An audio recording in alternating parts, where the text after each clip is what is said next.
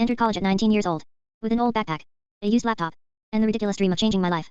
My name is Camilla, and I was the first person in my family to get accepted into a federal university. My mother cried when the results came out. She worked as a house cleaner. My father was an Uber driver, and both of them did everything possible to get me there. I promised I would not waste that opportunity. During the first semester, I still believed hard work was enough, until I met Professor Renato. He taught economic theory, and was known for destroying weak students. At first, I thought people were exaggerating, until the day of my first presentation. My hands were shaking, but I had studied for weeks. When I finished explaining my project, he slowly took off his glasses, looked directly at me, and started laughing. In front of the entire class. Do you really think you are capable of being in this university? Nobody said anything. I felt my face burning. Then he continued. Your work sounds like a middle school essay. Maybe you got in through quotas, and confused opportunity with competence. The whole classroom fell silent. I wanted to disappear right there. That night, I cried in the university bathroom, until I could barely breathe. I seriously thought about quitting. I started studying obsessively. I slept 4 hours per night, worked at a coffee shop during the day, and studied until sunrise. Even then, Professor Renato kept targeting me. Every class brought a new humiliation. You will never survive in this industry. Some people are simply born limited. Stop pretending you belong here. Over time, even some students started avoiding me. It felt like I had become the official joke of the course. The only person who treated me normally was Lucas. He always sat in the back row, wore a black hoodie almost every day. He was the one who found me crying inside the library one late night.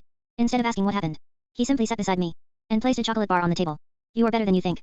It was the first time someone had ever told me that in college. We started studying together after that. Lucas was unbelievably intelligent.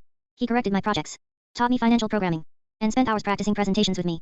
For the first time, I slowly started recovering my confidence, until I discovered something unexpected. Lucas was the son of the university coordinator. And worse, Professor Renato hated him too. Years earlier, Renato had tried becoming department coordinator.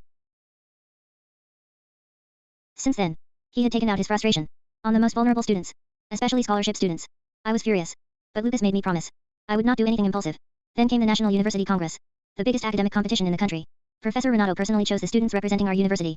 And of course, he did not choose me, even though I had one of the highest grades in class. Instead, he selected rich students, who barely attended lectures. I was devastated. Until 2 weeks before the trip, one of the teams suddenly dropped out. The coordinator needed a replacement immediately. Lucas showed my project directly to the evaluation board, and they approved it instantly. When Renato found out, he was furious. He tried to stop me from participating, saying I would embarrass the university nationally. Even so, I went, and that trip changed my entire life. My project became the most praised presentation at the Congress. Companies started approaching me after my speech. Professors from other universities came to speak with me personally. On the final day of the event, they announced the winners inside the main auditorium. Third place. Second place. Then came silence. First place. Camilla Andrade. I froze completely. People stood up applauding loudly. Lucas started screaming my name from the back of the audience, and I cried in front of hundreds of people. But the real twist came afterward. A recording leaked online weeks later.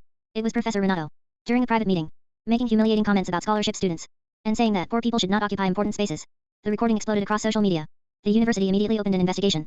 Several former students came forward with similar stories. Everything came crashing down at once. Months later, Professor Renato was officially removed from the university. And me? I received an internship offer from the biggest company attending the Congress. On my final day at the university, I walked through the same hallway, where I had cried alone so many times before. And for the first time, I felt no shame, only pride. Because the insecure girl who entered that place, terrified of not belonging, finally knew exactly who she was.